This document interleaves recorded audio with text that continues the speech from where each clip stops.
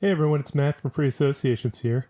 If you're tuning into this episode, I'm guessing you were hoping that there would be something new and exciting for you, but unfortunately, the three of us were not able to get our schedules together to be able to record a new one this particular week. But instead, what we thought we'd do is go back into the archive of Free Associations episodes and pull out the one that was at least one of our favorite episodes of all time. We really enjoyed doing this one. It goes way back, and so if you didn't get a chance to listen to this one, now is a good time to do so. We've learned a ton about how we can go about making this podcast more interesting to the listeners since we did this one. So it is definitely one of our earlier episodes, and not one of the ones that we really knew exactly what this podcast was going to be. But boy, did we have a good time with this one anyway, and we did our best to make it as interesting and fun as possible. So we're gonna re-release that one, but at the same time, I also wanted to extend a big thank you to all of you who have made this podcast what it is. When we started out, we never anticipated we would be getting 1,000 downloads per month and developing a community of people who are interested in thinking through the kinds of issues that we're interested in with public health and epidemiology. So a big thank you, and once again a request, if you could let anyone know about this podcast, or give us a ratings on your podcast app. We would really appreciate that. It lets people know about the show and helps spread the word. So without further ado, here is one of our favorite episodes.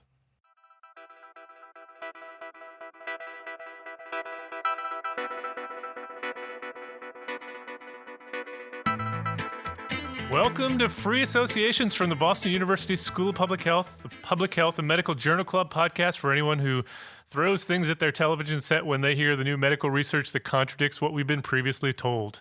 I'm Matt Fox, professor of epidemiology and global health. I am here with Don Thea and Chris Gill from the Department of Global Health here at Boston University, and we are here, as always, in the Boston University Godley Studio. Before we get started, we want to take a second to remind you about the Population Health Exchange, Boston University's School of Public Health's resource hub for lifelong learning. Find out more at www.pophealthex.org. That's www.pophealthex.org, where you'll find this podcast as well as many other population health learning programs and tools. And as a reminder, we are available on iTunes and Apple Play and all your other podcast sites. We would really appreciate it if you would go ahead and give us a rating, which will help other people find us if you're enjoying the podcast. Hopefully a good rating. A nice rating would go a long way. Now on to the show. You ready? So today in our first segment, our Journal Club segment, we are going to get into a study that looks at whether fecal microbiota transplantation for treatment of serious infection is better when delivered by oral capsule or colonoscopy. In the second part of the podcast, our deep dive segment, we'll talk about confidence intervals and precision in epidemiologic research. Can I just point out that you heard that right? Heard what right? The study we're doing. I heard it right? You heard it right. right. No, the listener heard it right. Because at this point, the listeners are sort of going, ha, because they're driving to work, and they're going, and they're like, what? Yeah. Fecal microbiota transplantation. We'll get into the details. And do you know that this is Microbiome Awareness Month? I did not know that. It is. Thank you for alerting us to that. That's December. I mean, obviously. I think it's very appropriate that we're doing this. What's the ribbon look like for that? I'm not quite sure. Brown. I don't think I've seen it. Probably anyway. brownish. All right. And then in our third segment, our amazing and amusing, we will get into some research that you probably haven't heard about, or Don will tell us what happens when researchers get really bored and come up with crazy ideas. So before we get into it, actually, no, let's go right into it now that I think about it. Let's get into our first segment. So as Chris says, you heard it right.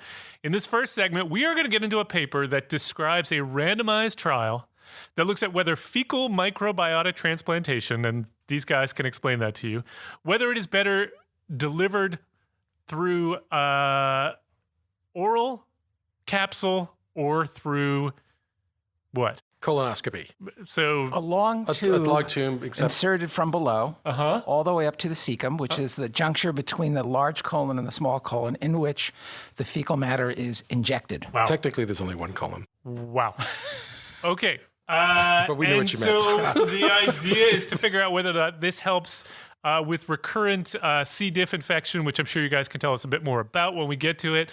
The study was published in JAMA, the Journal of the American Medical Association, and it is titled Effect of Oral Capsule versus Colonoscopy Delivered Fecal Microbiota Transplantation on Recurrent Clostridium difficile infection, a randomized clinical trial. The lead author was Dina Cao from University of Alberta. People are referring to this as the poop pill study. It may just be me, but let's just say that people are saying it. And let me give you some of the headlines here. Cure for superbug infections from fecal matter bacteria now in pill form, says the International Business Times. Fecal transplants, easy peasy, not so queasy, says Pharmacy News.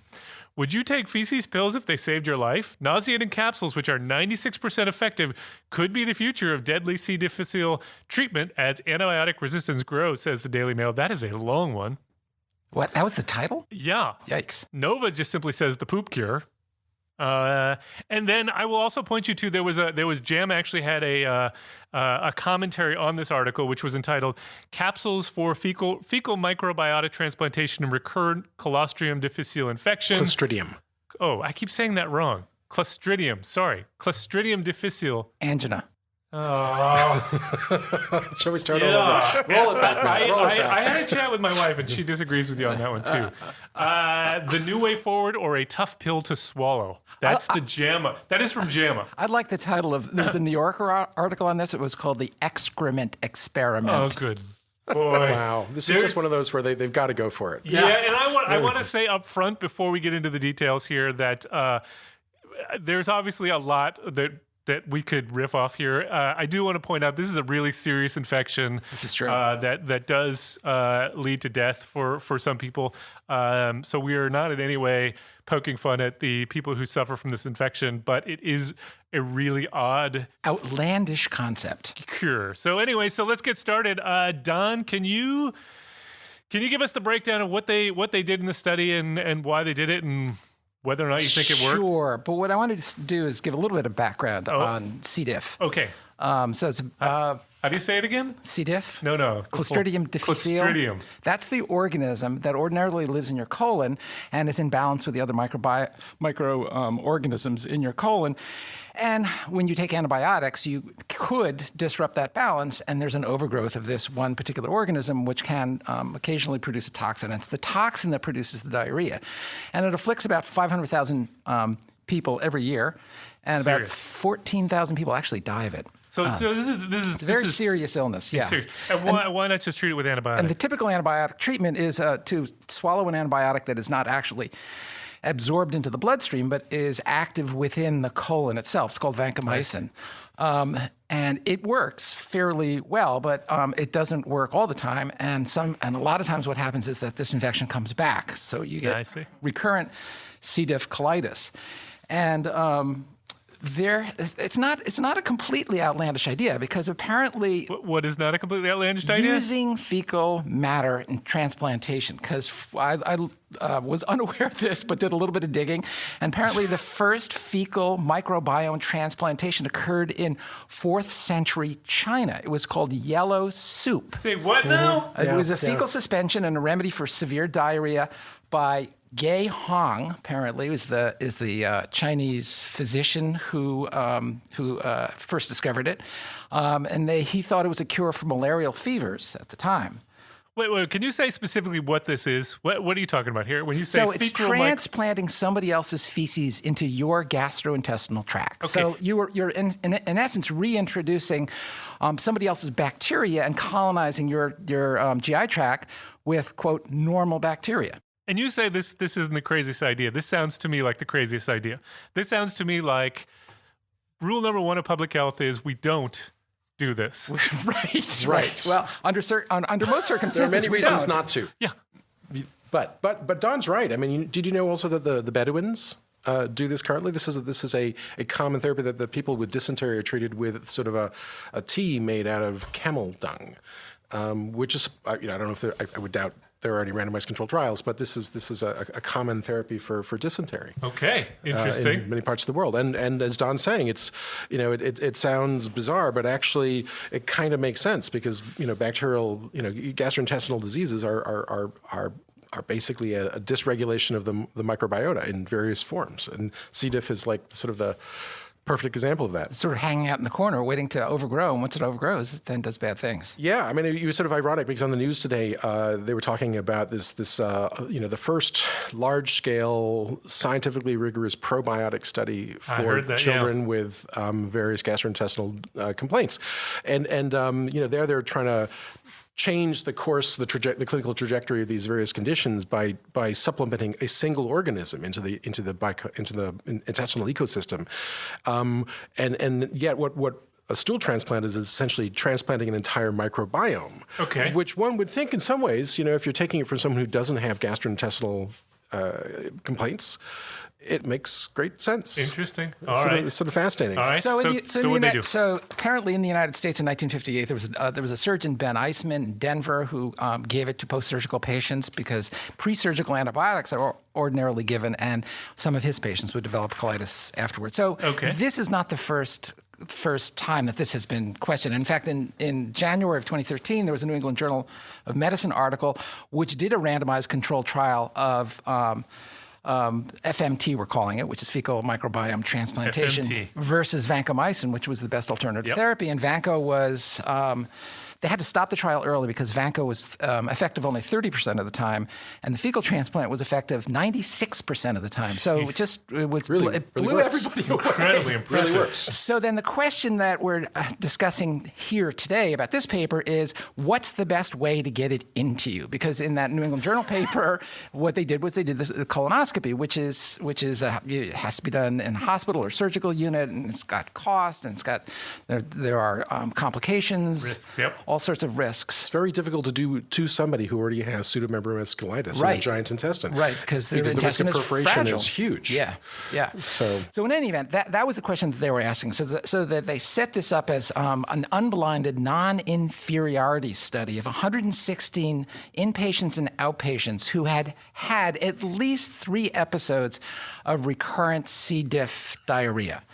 And so which means that they failed again and again and again with the standard therapy. Right, and I think it said in the article it had to all be within the prior 3 months. Yep. So recent failures of standard therapy, which is vancomycin. So they gave them 8 weeks of antibiotics ahead of time to both arms. People had to be positive for C. diff. Toxin, which is the way you diagnose it, and they excluded people with certain conditions that they thought might be complications like inflammatory bowel disease, pregnancy, breastfeeding, and any kind of an antibiotic requiring condition. The donors for the fecal matter were 7 healthy donors from which they harvested 40 capsules of stool for the oral arm. 40 per person. 40 per person. 40 capsules of stool per person, right? Or a slurry of, I think, 300 milliliters. Slurry of 300 milliliters that was used for the colonoscopy arm. So basically, they split it into 2 arms, and they looked at the proportion, and they gave the intervention, and they looked at the proportion of patients who remained free of recurrent symptoms at 12 weeks. Yep.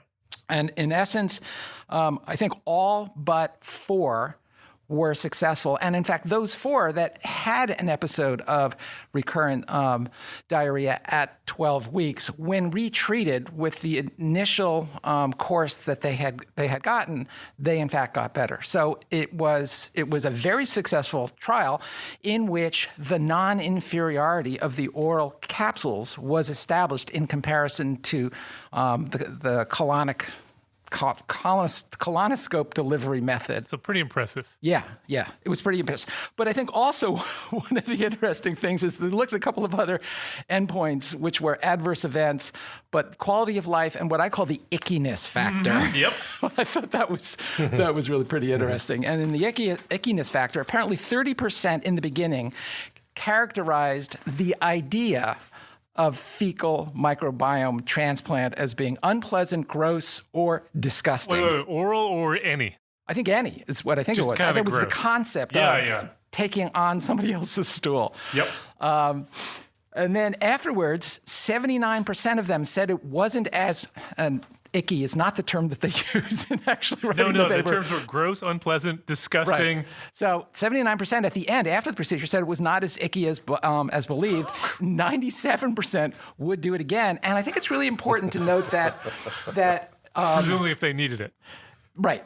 That it was about a third the cost. Yeah. Well, really, So which is there really are important. lots of advantages for taking these crapsules.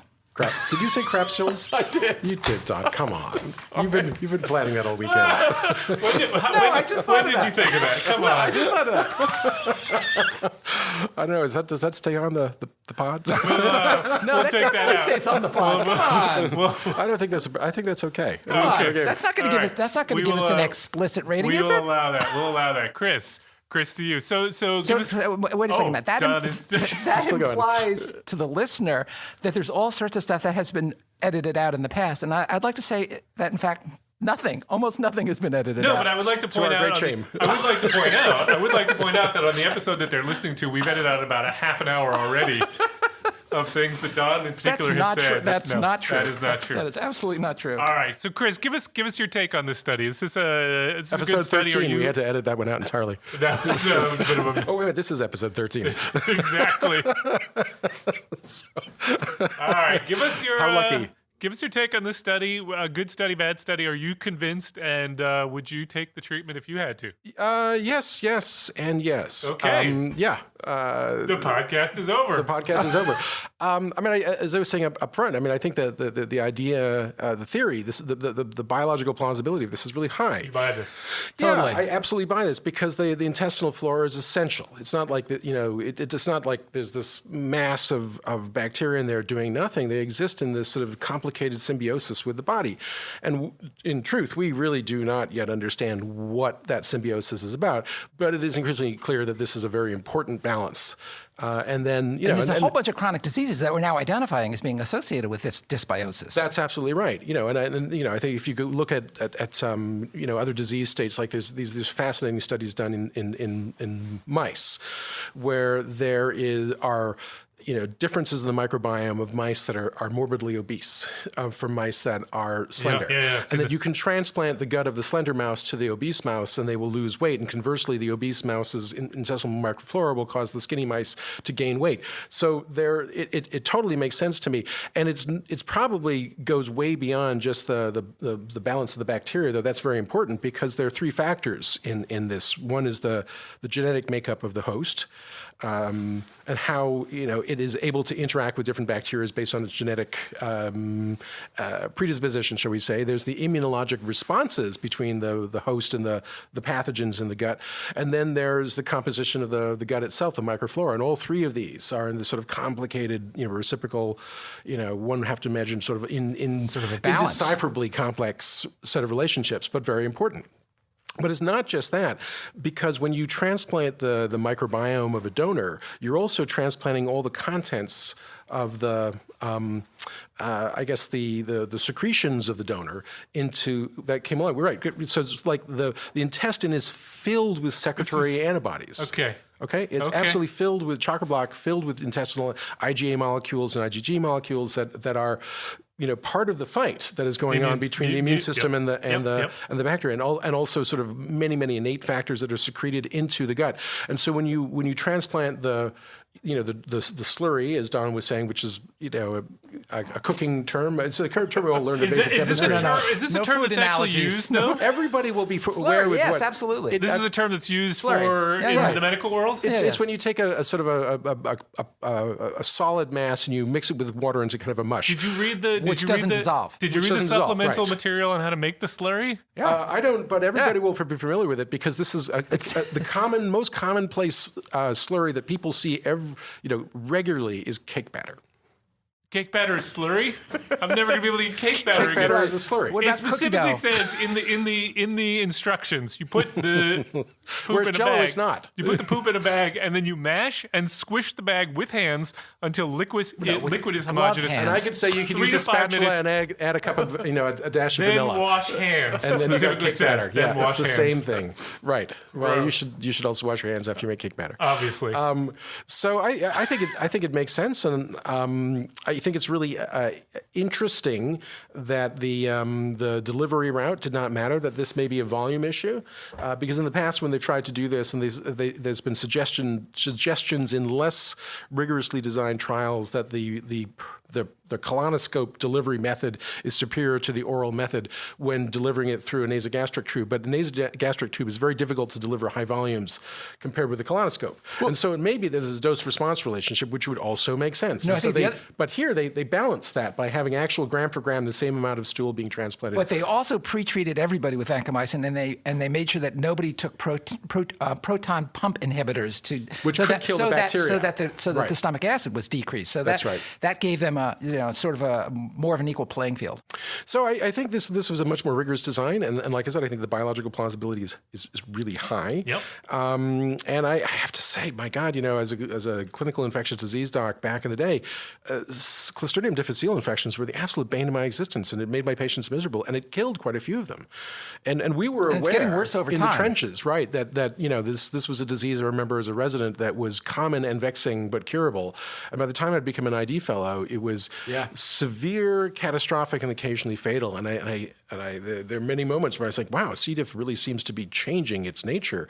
And then all this evidence came out that indeed we were witnessing a slow moving outbreak of this hypertoxin secreting C. difficile clone that has spread across the world and was actually a much more severe disease than it had ever been before, prompting, I have to say, kind of radical interventions like this. Yeah. So I don't know. I'm double thumbs up. I believe it. Double thumbs up. I think this is that's a pretty a big step well-designed forward. study, and I think a major no advance. criticisms. And no a much criticisms. more practical solution, quite frankly. Yeah. If you could do this by capsule form, you could legitimately establish, I mean, it sounds crazy, but stool banks where you pre-screen donors to make sure that they don't have the kinds of intestinal infections that you were worried about. This is a conversation we had off air, parasites but and viruses, my et cetera, concern is, and they do actually mention this in the discussion, but there is always the risk of transplanting infection. Right, absolutely. Transplanting something that is. But they were rigorous about this. But of course, fecal oral infections are like the number one infection on the planet. I don't know how you define rigorous. I mean, they certainly screened the donors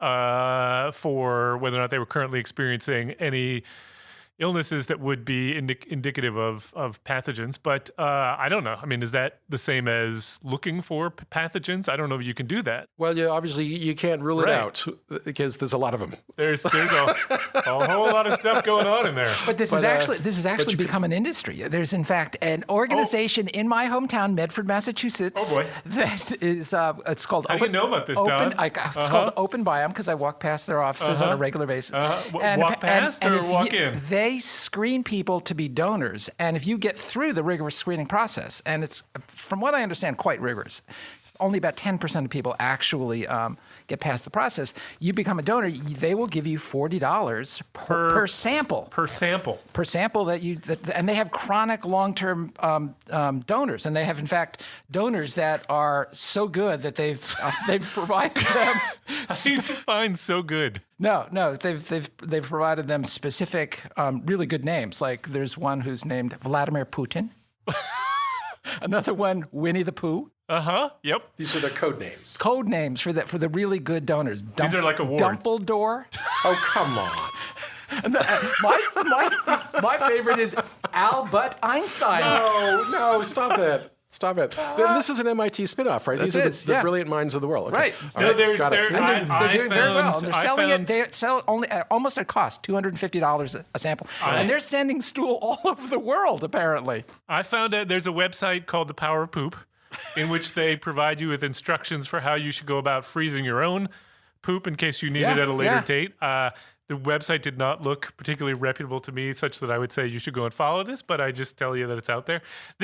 By the way, this reminds me so much of, do you guys familiar with Bean Boozled? No. These are, my kids keep giving them to me. These are, I do know these this. These are jelly beans. These are the Birdie's Every Flavored beans, like from Harry Potter. They're like that. Yeah. It's like that. So these are jelly beans, and you don't know whether you're getting jelly beans that taste like, name something cilantro. Pleasant, something nice, and strawberry, or you're going to get garlic. ones that taste like vomit or vomit. Yeah, that's the idea. This is what it's reminding me of. Butyric acid, yeah. Okay, so can we go back here for a second? So I agree with you guys. This is fascinating, and this is it's a nicely designed study. But you've got epi issues. I've got some minor issues, which is this is a small study. I mean, they had about 50 subjects per arm, randomized, which is nice. I appreciate that the benefit of randomization is there. Though if you actually look at their randomization groups, their baseline characteristics, there are differences between those groups, and they make the claim that baseline characteristics were not significantly different between the groups, which is really missing the point. The point here is not whether or not they are significantly different. The point is, are they meaningfully different such that I would think that these are not equivalent groups to be testing one intervention versus the other. Right. Now, none of them are such that I would say, oh, these are disturbingly different, but they're enough such that I would think you would want to do something about it, and they didn't. It's also, of course, 50 subjects per arm, roughly. I'm not going to necessarily bet everything on a study of 50 subjects. On the other hand, the benefits are pretty impressive, and so I'm certainly it's very intriguing. I'd want to see a little bit more data, but it's certainly going in the right direction. Let me ask you one question, Matt.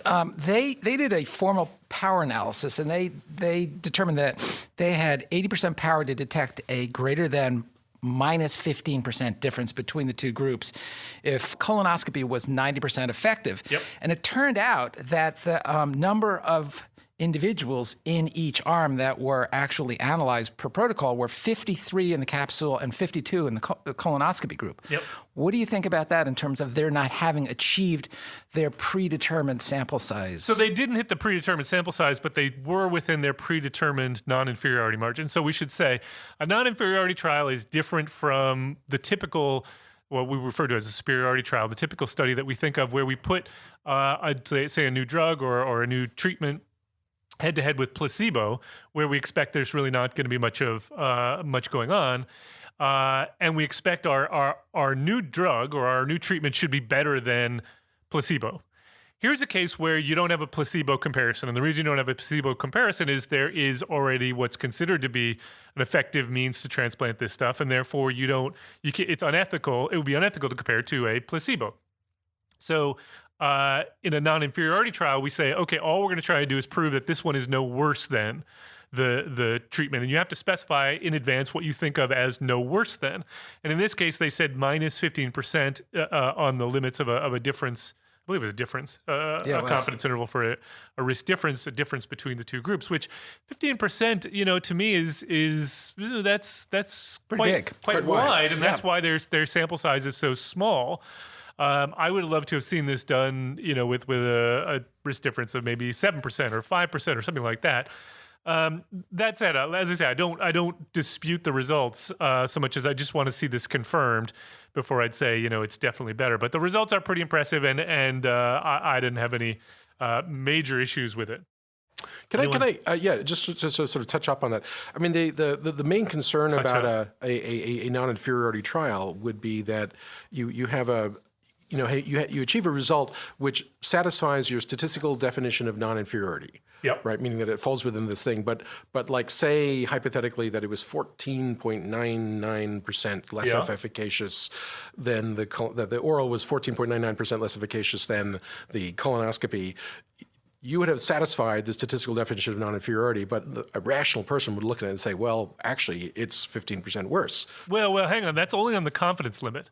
Right. The point estimate would have to be well below that. So difference of, say, 2% with a confidence interval that goes up went to... Went down to 15%. 14.99%. Yeah. But it begs the question: How did they come up with 15%? That they just pulled that number essentially out of thin air. It was sort of a survey of experts, which is typically how these things are done, because there's no number you can look to. There's no rule. It's sort of what do we think clinically is meaningful. Right. And the reason that they did an inferiority study in this case was that the advantages of taking pills are so much greater in terms of cost, in terms of side effects, some of the things we said before, that if you can show that they're essentially the same, or one's not worse than the other, then... or not much worse, but much more practical. Right. Yep. Right.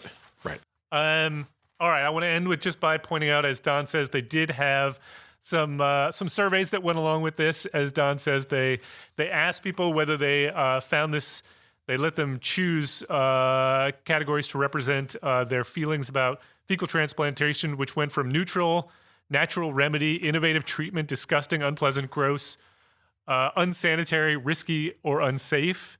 And then they asked them for the... They had icky in there, didn't they? I didn't see icky.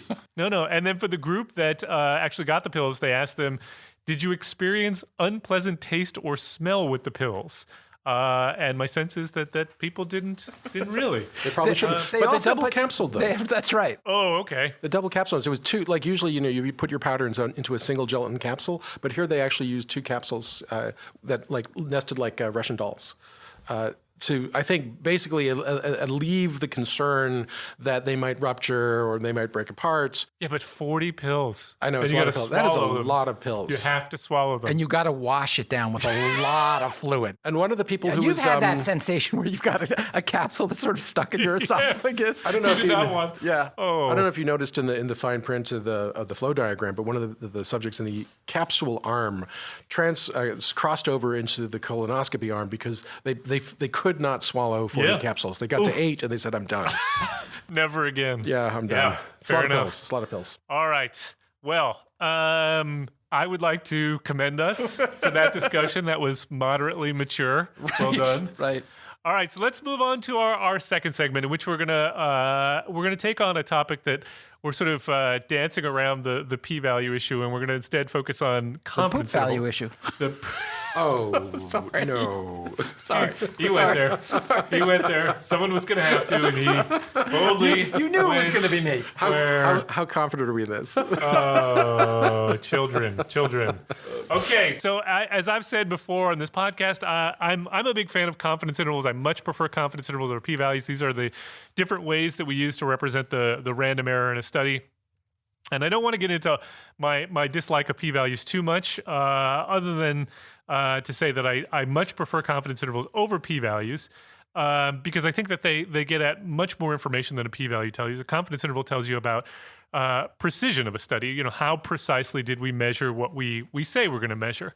And so to sort of get us thinking about this, I want to start by asking you, if you two see a confidence interval in a paper, do you look at that confidence interval for how wide it is, or do you look to see whether or not it contains the null value, in which case you're just using it for hypothesis testing, which I would argue is not the reason to be using confidence intervals. I have Chris, a sense that you're do you wanna- leading the witness here. I think you've already answered the question, Matthew. I absolutely am. Well, as a moron.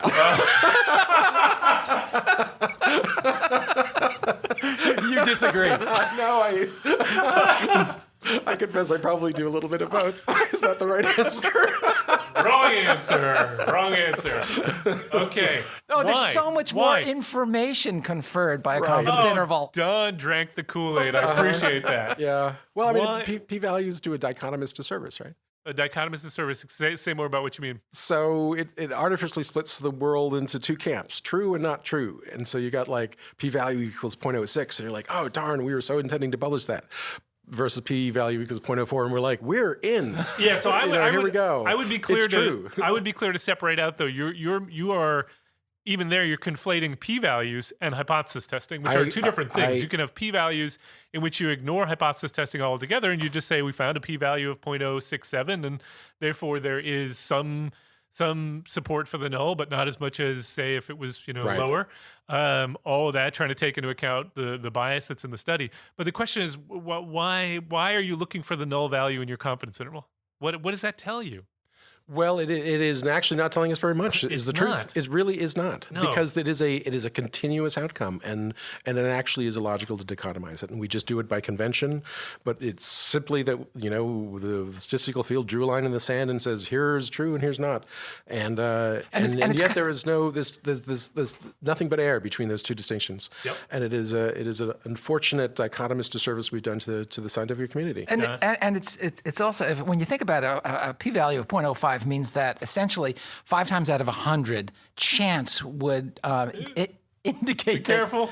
No, but if you go fishing, if you have a data set and you look for associations, if you're testing multiple times, you're going to come up with stuff that randomly would seem to indicate that you've got an effect when in fact you don't. So I would agree with that. I'm not going to. I won't critique the whole statement, but I will say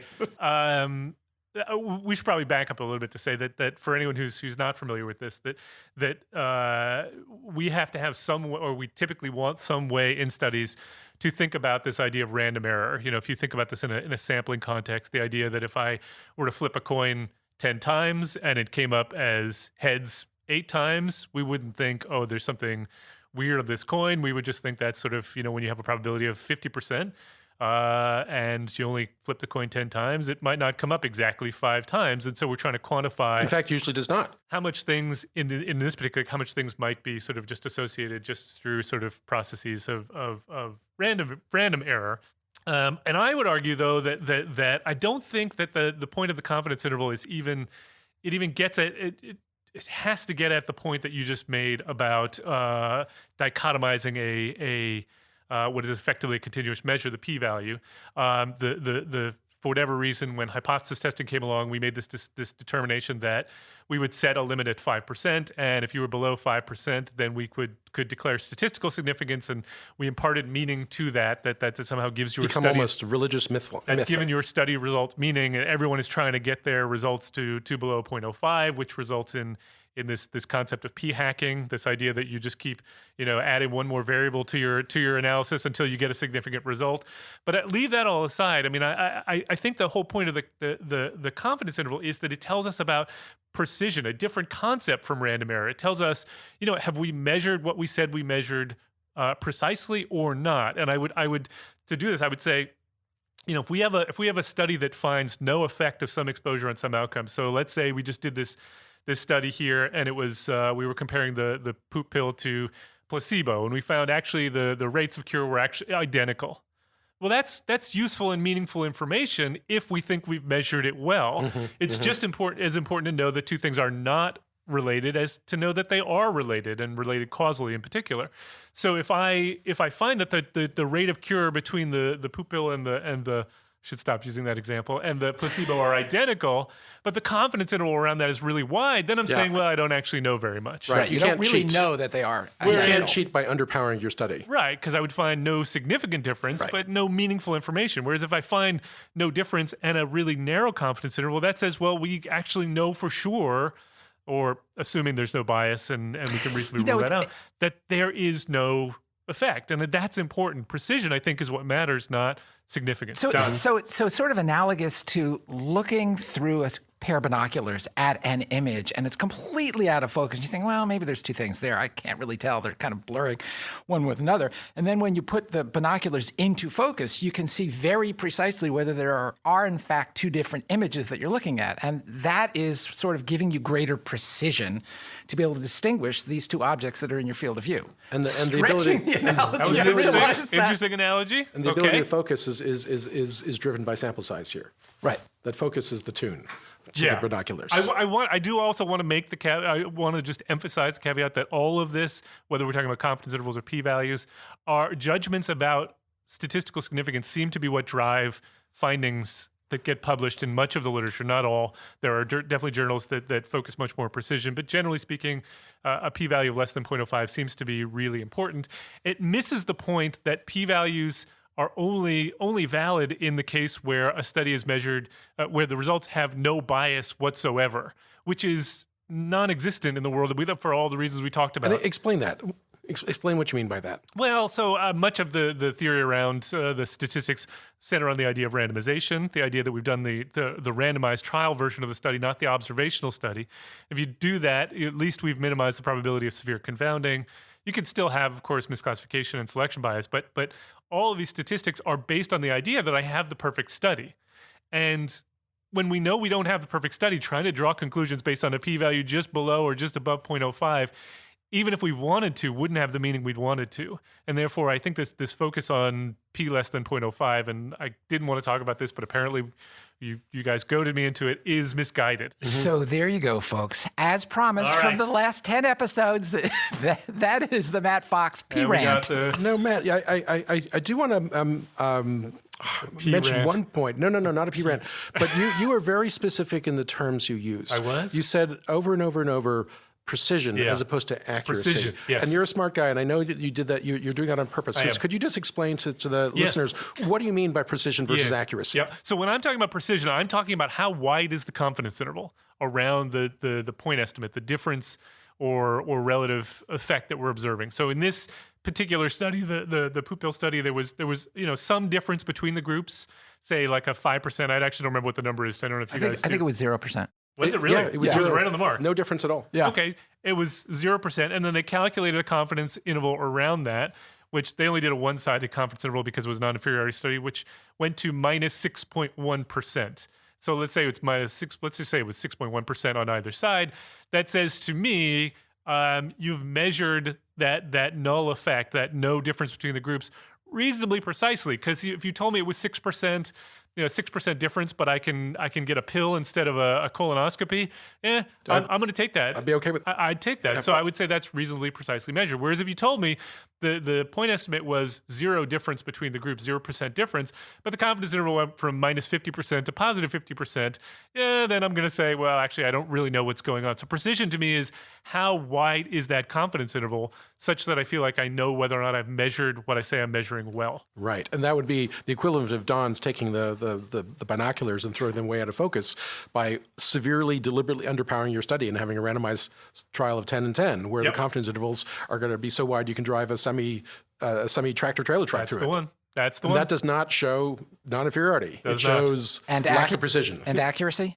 And accuracy I don't know what accuracy means in this I think case. accuracy and precision, actually, there's a beautiful metaphor. Like imagine you have a target, right? Imagine you have a sniper rifle centered on our target in a gymnasium so that there's no air movements, right? So there's no air movement. There's no wind. There's no wind. That would explain the smell in most gymnasiums. And you fire the gun enough times, and so that you're gonna hit a bullseye almost every single time, and the shots are going exactly around the bullseye, right? Yep. Now you tell the sniper to leave the room, and one study volunteer comes in with a little bell pin hammer and slightly goes tap on the scope, and then the sniper comes back in, and now you take away the bullseye, and you just have an empty piece of paper.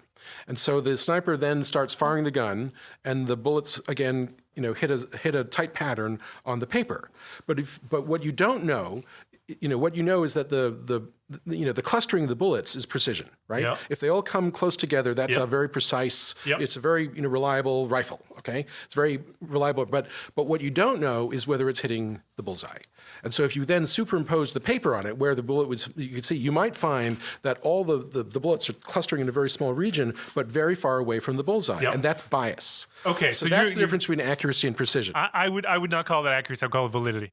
Okay, validity versus I would precision. say accuracy is like measuring the thing you think you're measuring. Okay. And here we don't know what we're measuring as soon as the problem in clinical medicine, clinical epidemiology, is that we don't actually have a bullseye frame of reference most of the time to tell us whether they're measuring the right thing. I would agree so with you we're there. always somehow missing the target slightly, and we don't know to what degree. All right. Anyone, Don, you want the last word on this one, or are you good? No, I'm good. All right. So then, well done, everybody. Let's move on and get to our last segment, our amazing and amusing segment, where we want to highlight some of the things that make us enjoy our jobs even more than we already do. Look at the weird and wacky things that happen in our field, as well as those that inspire us or take Chris onto tangents about bees. So, Chris, you wanna go first this time? Yeah, sure. I found a really good paper that actually hits our sweet spot because it's all about media bias. Oh, yeah. And this is published in the journal PLOS One, and it's called Exaggerations and Caveats in Press Releases and Health-Related Science News. All right. By Petrock Sumner and colleagues from Cardiff University in the United Kingdom. Okay. And so they start with the observation, as we often do, that when you look at a news story in the media, whether it be print or radio or TV, that the news reports are often exaggerating the science. And so you'll see correlations presented as causalities. You'll see, a study done in mice that leads to health advice in people. You'll hear all sorts of sort of exaggerations, and also a relative paucity of caveats, like saying, we saw this thing in jellyfish, but I would not assume that this applies to you, right? Jellyfish ain't babies, right? Jellyfish Jellyfish ain't babies. Right? Even jelly That's babies. going to be the title of this podcast episode. Jellyfish ain't babies. So while it is empirically clear that the lay press is rife with exaggerations and poor in caveats. Yep. The question that they were trying to answer is like, where does that misinformation arise? And so the assumption always been that it's the lay press that's at fault. And that, like, the scientists are giving them all the pure Perfect information, and that the media is running amok, right? And what So they wait, found, are you going to blame the researchers? Nick, can you edit turns this out? out- No. Can you edit this out? It's turns not. out we might have a little blame here. Unfortunately, we might. So what they did is that you have to sort of imagine it as like it's a multi-step process. Like, first of all, you've got the paper, right, which is what the scientists write and say. Then comes a press release, and the press release is typically, it would be like our media shop here, Kara Peterson's media. people, Yep. University Media, who write a little press release, Yep. or it could come from the funder, or it could come from the journal. Like, JAMA often, or BMJ or Lancet often have their own internal media press that writes these things, and then the lay press typically bases their story on the press release, almost exclusively, in fact, on the press release. They don't read the article? They, I don't know if that they don't, but the would press hope they release do. seems to be the most important factor because the media stories, it turns out, very, very much follow the press release. And where the error comes in is in the translation between the scientific paper and the press release. And that actually, when you look at the concordance between what the press release said and what the media said, they are pretty close on. So when the press release says, big caveat, the media reports often say big caveat. They're not perfect on that. Where they're actually quite good is when the press release says correlation does not equal causation, beware. The media press stories typically say that as well. Yep. And conversely, when the paper says, correlation does not equal causation, and the press release does not, the media stories usually do not. And so the error is either because of communication between the researchers and the press department or the press releases themselves. But I have to say that it is ultimately the responsibility of the researchers 100% to vet the press releases, Absolutely. not the there. fault of the media office. Yep. And so we have to, on this one, I'm afraid we have a lot of soul searching, and we need to look at ourselves in the mirror a little bit harder on this one. Boy. All right. Oi, I was oi. afraid. I know. I was afraid this was going to be bad news. Drats. So All right. jolly, wicked, wacky science there. Oh, All right. shoot. Well, that wasn't uplifting. All wait right. till you see the next one. I'm going to go second this time. I'm going to let the Don take the last one. So we have spent a number of wacky science, as Don calls it, amazing and amusing segments, talking about some of the problems. Well, I suppose you just highlighted a little bit. Some of the problems with journals. In particular, we talked about predatory journals in the past.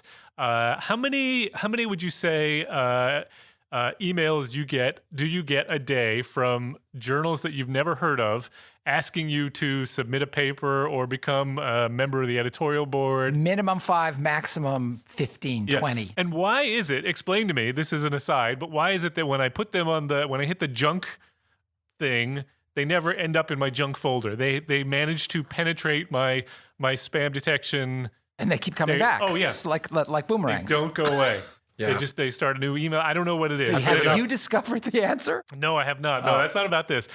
What I did discover, and I did not know this, is that this has been something that's been irked people for a long time. Both the proliferation of these journals that are predatory, but also the spam emails that you get from them. And this is came from an article in Vox in 2014, but it was about a couple of researchers back in 2005, two computer scientists named David Mazeres and Eddie Kohler, who wrote a paper in response to all of these emails they were getting from these journals, the title of which is "Get Me Off Your Bleeping Mail List." The article, let me read you the abstract. The abstract says, "Get me off your bleeping mail list. Get me off your bleeping mail list. Get me off your bleeping mail list." Keeps going. They wrote an entire article written With only that one sentence. Only that one sentence, including they made a flow chart of the words Get me off your bleeping mail list. They made a... Does it really say bleeping, or are you just being... I am trying to keep us from getting the dreaded explicit naughty stamp. rating. They made a scatter plot. I'm looking at the figure. It doesn't actually say bleeping. It's a different word. It doesn't. It's a different word. It's effing, isn't it? Yeah, it is. They made a scatter plot, which spells out, get me off your bleeping mail list. Oh, that's brilliant. And so they sent it around to a bunch of people. And the story goes, and I don't know if this is true, but this is what Vox reports, that they sent it to someone else. Sent it to a bunch of people who were sort of making the rounds. And somebody submitted it to a journal. They submitted it to the journal... The International Journal of Advanced Computer Technology, and they got back an immediate response saying it was accepted. Please send $150 to publish. Oh my God. I don't know if that's true, but that is the story. Did they fall through on it and it got published? I don't think so, because I went to the journal and tried to look it up and did not find the article there. But it has been making the rounds on the internet ever since. That is insane. There you Insane. go. Wow. Good for All them. right. All Don, right. what do you got? So I have a shout out to a clinical fellow in infectious diseases who is from the same place that Chris and I did our infectious disease training. And this fellow... Toys R Us? This fellow... Is this John? No, this is Martin Kaminsky, clinical fellow in infectious diseases. And this is an article that has appeared in this year's BMJ Christmas issue. All right. And so we love the Christmas he's a edition. U.S. citizen who went to England to get trained as a medical doctor. Got it. And he noticed that there was a difference in the lexicon phrases that are used for the medical profession there and here. Oh, and so we're not just talking about the difference between aluminum and aluminium. We're talking about different words. Correct. Or phrases. And so he created two tables of phrases that are used in the U.S. and what they mean in the U.K. Got it. So, for instance, the OR in the United States means the operating room. And in the U.K., it's a conjunction that means either. To elope for a patient in the United States means to leave the hospital without informing anyone. I didn't know that. Whereas in the UK, to secretly wed without telling one's family, like Romeo and Juliet. I did not know that elope was a term you all use in the hospital. Yeah. Stat. Now, damn it, for the love of all that is holy, Carter.